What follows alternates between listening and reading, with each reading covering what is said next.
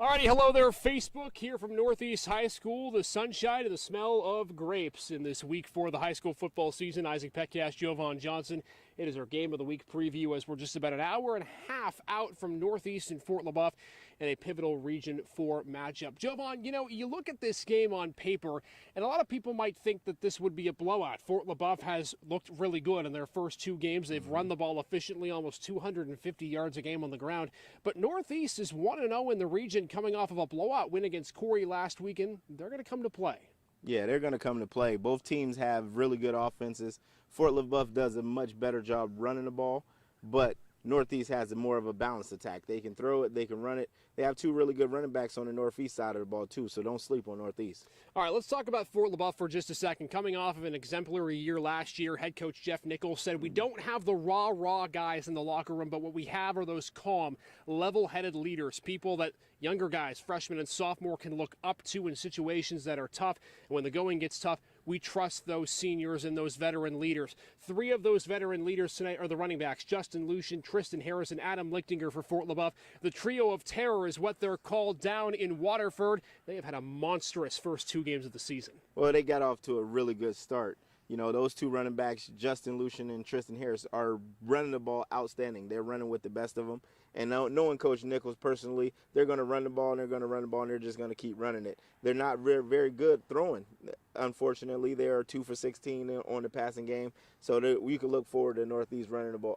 Fort LeBoeuf running the ball today. And one of the great things about the Bison is, like you said, they have one of those storied head coaches in Jeff Nichols, a guy who's been around the high school scene for a significant period of time. How important each year, game in and game out, does it have to have that veteran coach that can really lead your team to victory in difficult situations? It's important. It's extremely important because it allows you to be calm under pressure. Knowing that your coach has been there, done that, he's seen multiple situations, he can get his players to come out and play in any situation. So knowing that he's been that guy, he's going to lead those guys and make sure that they're doing the right things when they need to do them. The two wins Fort LeBoeuf has is against Grove City in their home opener. Remember, the Bison had COVID issues in Week 1. They could not play their opening game against Slippery Rock. They then were able to defeat the Eagles in Week 2, a team they hadn't beaten in 5 consecutive years. Then they were able to roll over Mercyhurst Prep in last week's game with a sweltering second half, especially on defense. The statistics behind their two big running backs, Lucian and Harris,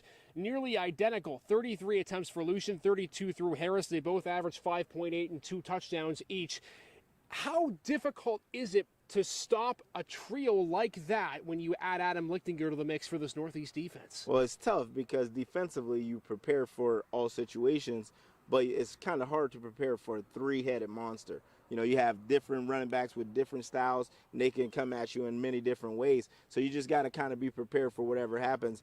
Play physical on defense, bring guys up closer to the line, and make them have to throw the football because that's not what they like to do. And as we mentioned, Fort LeBoeuf, a running team. They've only thrown 16 passes all year. 2 of them have been completed by quarterback Isaac McGuire. Ironically, one of them has gone for a touchdown, and that came in last week's game against Mercyhurst Prep. All right, let's flip the card, Jovan, to the Northeast Grape Pickers. This is a team that gained a lot of confidence last week in a 47-13 win over the Corey Beavers. They, like the Bison, are also 1-0 in the region. They just haven't won any games besides that. Head coach Sean Hume saying it was a slow start to the year, but we've rebounded nicely. What are some of the things you're looking for the Grape Pickers tonight? Well, ironically, I know Coach Humes as well from way back in the day. He's a trailblazer, Jovan Johnson. Absolutely is, and he does a great job with this program. He's not going to come out here and lay down for Fort LeBoeuf. Yeah. They're going to come out here ready to play. They're going to get after him, and they're going to be balanced on offense. They like to throw it around, and they also can run it. They have another 2 really good running backs, but their quarterback has thrown the ball for excessive 300 yards on the season, and that's where Fort LeBoeuf struggles. Defensively, they are giving up a lot of yards through the air. You're talking about Jackson Humes, the quarterback for the Grape Pickers, coming into the season, 30 through 42. He is a 71% completion clip so far through 3 games, I should say. That's staggering. 370 yards, 1 touchdown, 5 interceptions, and like you said, the two-headed monster in the backfield. You got Tyler Whitman, you got Casey Birch, 2 guys that have run the ball at will, really steamrolled that Corey defense in week number 3. And their 2 running backs, Northeast's 2 running backs, lead what we consider the rushing attack. Their starting running back who gets the ball, Whitman has 200-plus yards rushing, so he has more yards than both the two running backs from Fort LeBoeuf. So don't sleep on Northeast. Again, they're going to come to play. They're going to run the football, and they're going to throw it around and see what happens. In the receiving end, take a look at Zane Strong, 209 yards on the season. He does have a touchdown, too, for the Northeast Great Pickers. You know, we talked a little bit about on the show at 5 o'clock, Jovan, about how potentially the upset factor could play a role here. We talked about on paper, you look at Fort LeBoeuf, you look at how talented they are, that trio of running backs. They have a defense as well that's stout on the front seven. But Northeast gets a couple of things going with them tonight. They're coming off of a win, and they get to play at home. And that's a good thing for two reasons for the Great Pickers. Number one, they won last week at home here at Corey. Also, it's a grass field, and Fort LeBoeuf has yet to play a road game this season. Yeah, I mean, that's a very important, very vital situation to be able to play at home in front of your home crowd and do what you do on the football field on a great Friday night is a great thing.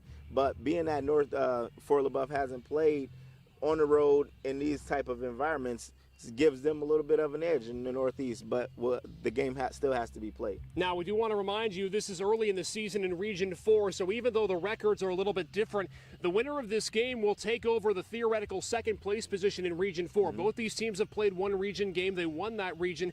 So even though the records are different, this game important because if Northeast wins, they jump Fort LeBoeuf for the standings. How important, Jovan, is it to get a leg up on the opponent early on in the region schedule, just 2 games in? Yeah, when you're so early in, you want to make sure that you put wins together, stack one game on top of another, get win after win so that you can kind of place yourself down the line for the region standings. You don't want to be the team that lost early and then have to fight your way back later. You want to make sure you get ahead of it and be on top of it from early in the season. Yeah, because remind you, in Region 4, there's another team that we covered last week called the Fairview Tigers, who are also undefeated. They're 3-0, right on the heels of Fort LeBoeuf.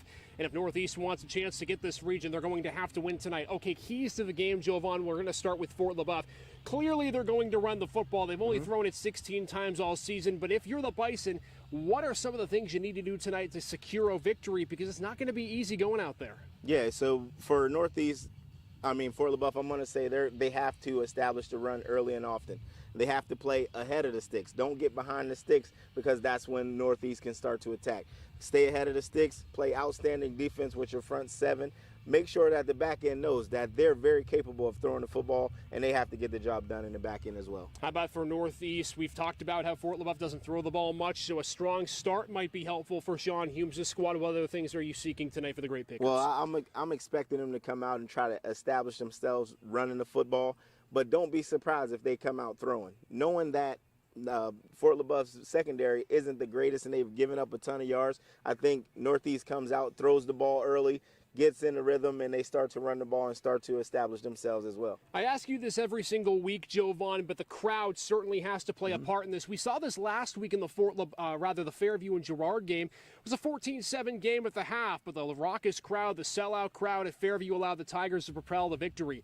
How much does the crowd play a factor tonight? Clearly a county game, not necessarily thousands and thousands of people, but Northeast can get rowdy and they can get loud. Yeah, absolutely. The crowd's going to play a factor. But for Fort LeBoeuf, you have to settle them down early and do not let them get up on you. If you start to let the crowd distract the game and they start to affect the game, then bad things happen. So they want to keep the crowd quiet as much as possible and not let Northeast get on the roll. All right, what a game we have tonight in Region number 4, Week 4, Game of the Week, Northeast and Fort LeBoeuf. Jovan, final thoughts before we leave you for Erie News Now at 6 o'clock. Well, I want to see a balanced game from both teams. Go out, play fast, play physical, and do what you do best. You know, may the best man win, but come out and play a really great game. I want to see a really great game tonight. Keep in mind, too, even though a team might go down early, doesn't necessarily mean they're going to resort to the passing game, especially if that's Fort LeBoeuf. They're going to keep to their game plan. Yeah, they are. Fort LeBoeuf's going to run the football. They are dynamic in the run game, and they're going to do what they do best. That's why they win football games, and you can consider them to do that tonight. Two teams coming off of a big victory. The Bison looking to stay undefeated and to top the Region 4 standings.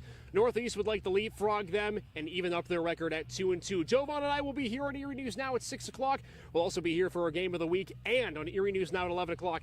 It's Football Friday, baby. It's Week 4. Things going by quickly, but it's always fun.